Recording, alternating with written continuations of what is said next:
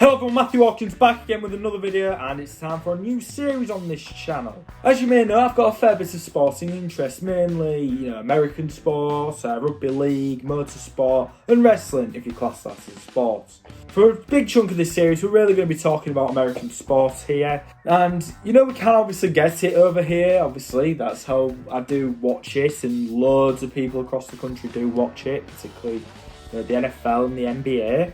But if you want more, you still have to rely on a few subscription video on-demand services.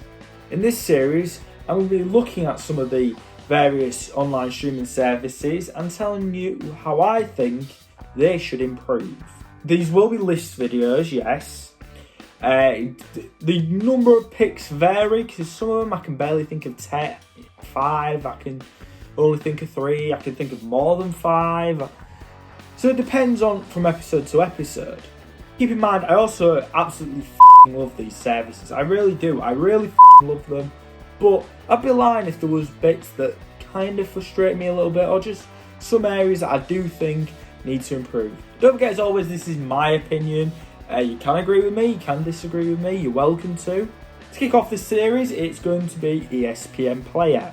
Enough being said, here is my top 6 ways ESPN Player can be improved.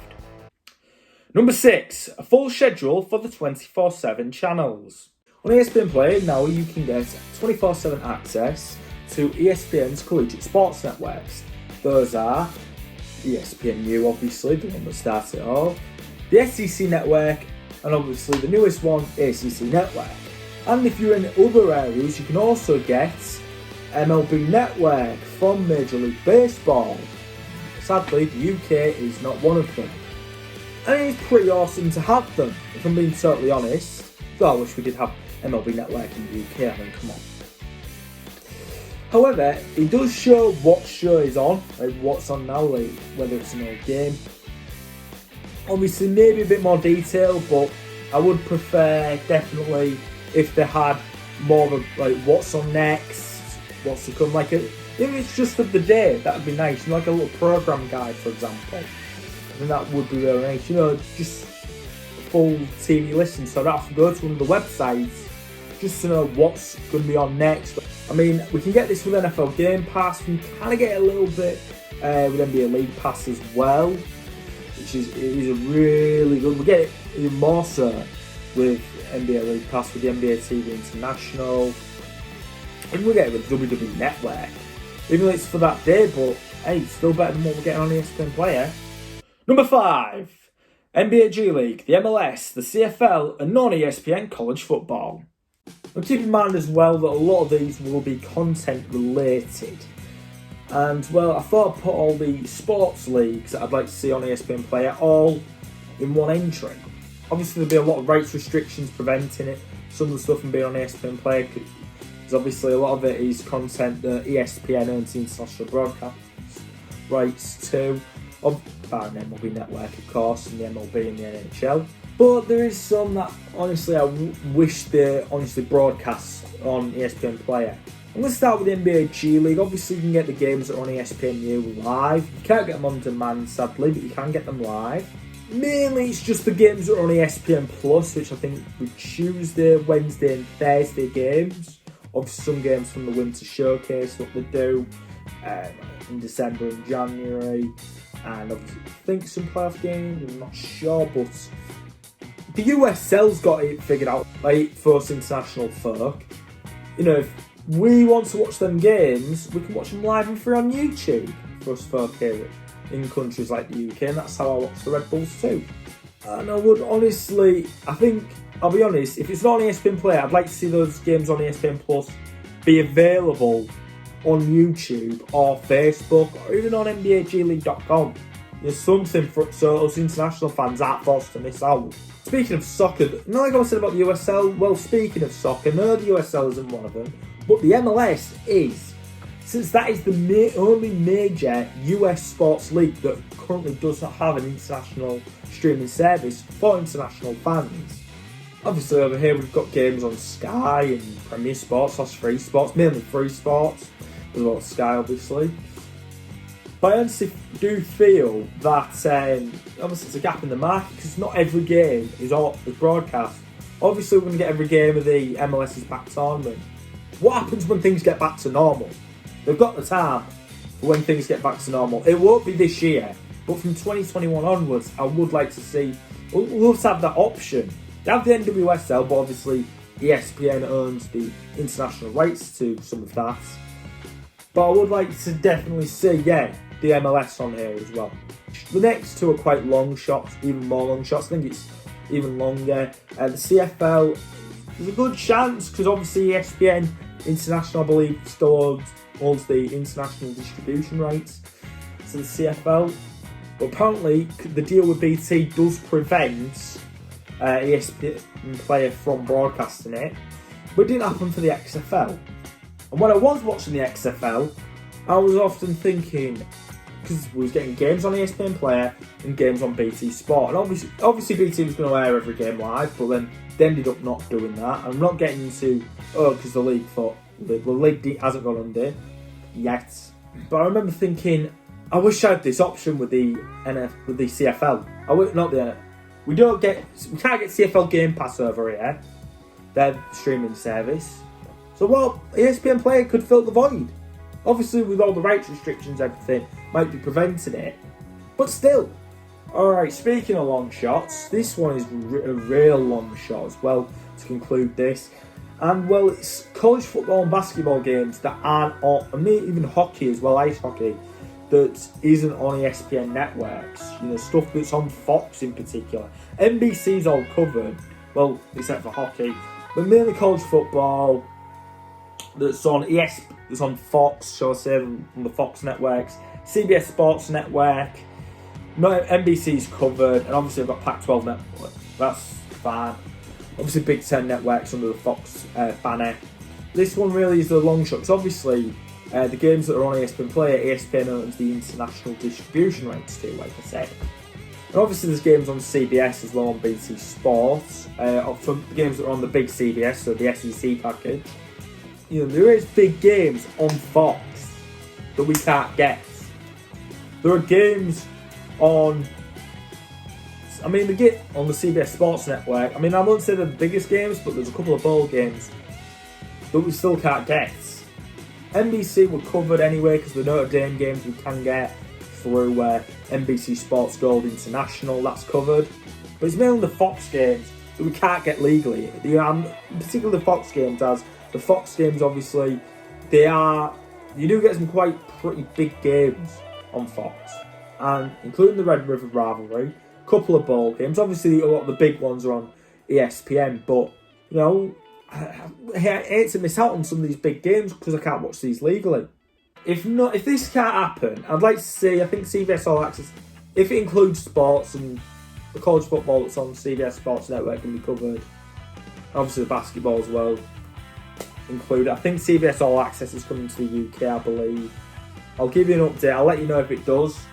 But I think that's a long shot. Or just Fox and CBS make these games available for us international vote, so we don't miss out.